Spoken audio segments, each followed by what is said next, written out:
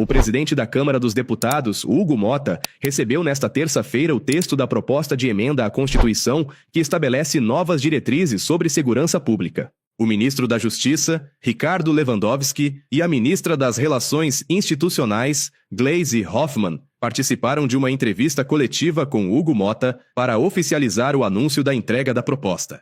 A coletiva aconteceu na residência oficial da presidência da Câmara, com a presença de praticamente todos os líderes partidários, sinalizando o isolamento da oposição preocupada com a pauta da anistia aos golpistas dos atos antidemocráticos do 8 de janeiro. Em nome do presidente Lula, a gente apresenta aos líderes da Câmara dos Deputados uma proposta que julgamos essencial para a sociedade brasileira, que não tem oposição ao governo, mas sim o compromisso de todos nós de apresentarmos uma proposta estruturada que organize o Sistema Nacional de Segurança Pública. Acho que a reunião foi muito proveitosa, o que nós sentimos é que os líderes tiveram muita receptividade com o tema, muita concordância, e as dúvidas que poderiam ter sobre essa matéria, inclusive sobre a autonomia dos estados e municípios, foram dissipadas. Então, eu acredito que vai ser uma boa tramitação e um debate muito necessário para o Brasil, e que vai ser complementado com outras ações do governo que o Ministério da Justiça já tem preparado e já está divulgando. Esse é o nosso compromisso, o compromisso do presidente Lula com a segurança do país. Então, queria agradecer muito, presidente Hugo, essa receptividade e muito a todos os líderes que estão aqui também pela boa conversa e diálogo que nós tivemos na manhã de hoje. Também entendo que a reunião de hoje foi extremamente proveitosa. Houve uma unanimidade no sentido de reconhecer a importância de discutirmos a segurança pública em nosso país e também a relativa urgência de que isso seja feito no Congresso Nacional. Nós fizemos várias reformas estruturantes recentemente. A última delas, e também extremamente importante, foi a reforma tributária. Eu acho que agora, tanto o Poder Executivo quanto o Poder Legislativo deve à sociedade brasileira a discussão desse grande tema, que é o tema relativo à segurança pública, que, ao lado da educação e a saúde, preocupam o cidadão comum. A impressão dos líderes aqui presentes que há, como falou tão bem aqui o ministro Lewandowski, uma convergência e uma unanimidade sobre a urgência de se tratar esse tema na Câmara dos Deputados. Importante dizer que todos os partidos estavam aqui representados, os partidos da oposição, os partidos da base aliada, e todos concordaram com a urgência da Câmara dos Deputados dar uma resposta para essa situação da segurança pública, o que muito nos animou, o que muito nos estimulou para que possamos dar essa resposta que a sociedade tanto nos cobra. O presidente da Comissão de Constituição e Justiça, que é para onde a matéria irá ao chegar à Câmara dos Deputados, pois daremos o tratamento regimental, também esteve aqui presente, está aqui presente o deputado Paulo Aze, também pôde trazer o seu posicionamento acerca do tema na reunião. Também acertamos com o próprio ministro Lewandowski e com os líderes que vamos criar um grupo de trabalho permanente para discutir a situação da segurança, para que, além da PEC, possamos também tratar de outras propostas que possam ajudar nessa resposta que a sociedade nos cobra nesse momento. Agora é pé na estrada aqui no Salão Verde para dialogarmos, dialogarmos muito e aprovarmos as matérias de interesse do país. Portanto, são essas, evidentemente, as prioridades. É claro que tem outras matérias em tramitação aqui.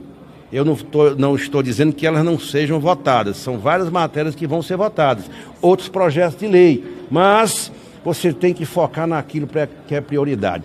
Se eu digo para vocês, se tivesse, assim, uma prioridade do ponto de vista do governo, é a matéria do imposto de renda, além das outras que eu mencionei. Portanto, são essas as informações e o anúncio que eu queria fazer em nome do governo, tudo combinado com o Ministério das Relações Institucionais.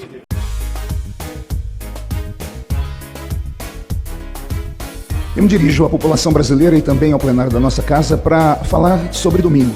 Domingo tivemos uma manifestação linda lá em São Paulo, na Avenida Paulista.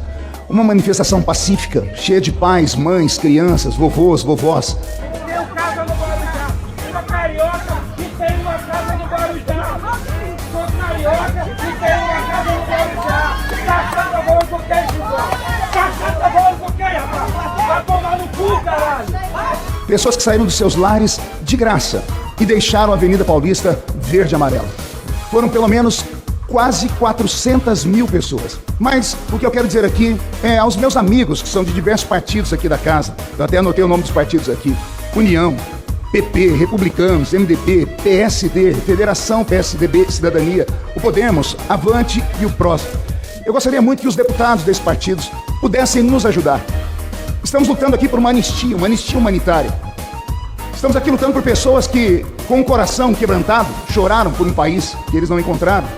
E no auge da sua emoção, acabaram fazendo coisas que não deveriam, como, por exemplo, aqueles que depedraram, de fato, os órgãos públicos. Mas a grande maioria, a massacrante maioria, eram feitos de pessoas, de cidadãos que estavam ali apenas porque queriam um país melhor. Não houve nada contra a democracia. Os meus amigos do outro lado da esquerda sabem do que eu estou falando. Coloquem a mão na consciência. Por favor, usem um pouquinho da sua cristandade.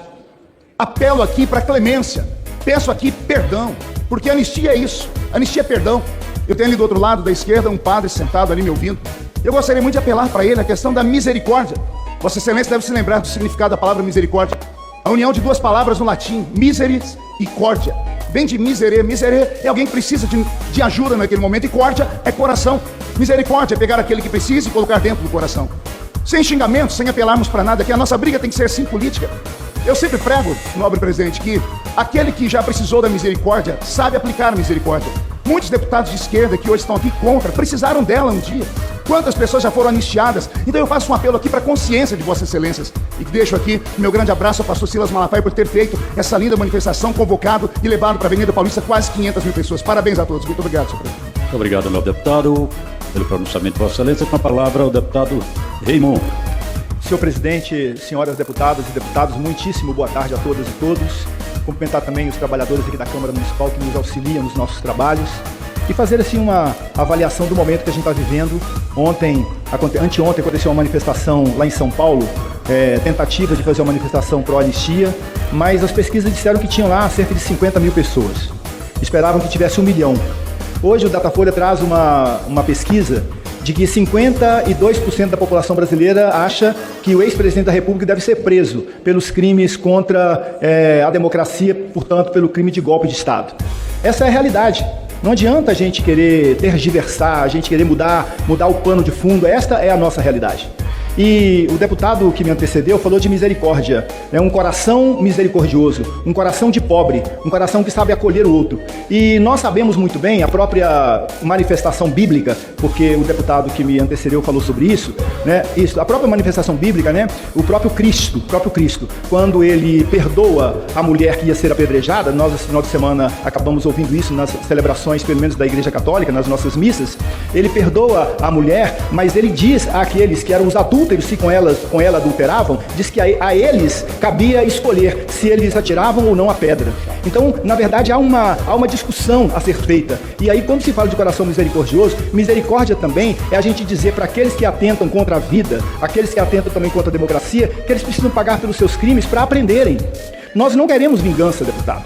Não podemos pensar num processo de justiçamento, mas é preciso ter justiça. E a justiça, ela se faz também quando nós dizemos ao opressor que ele tem que parar de oprimir.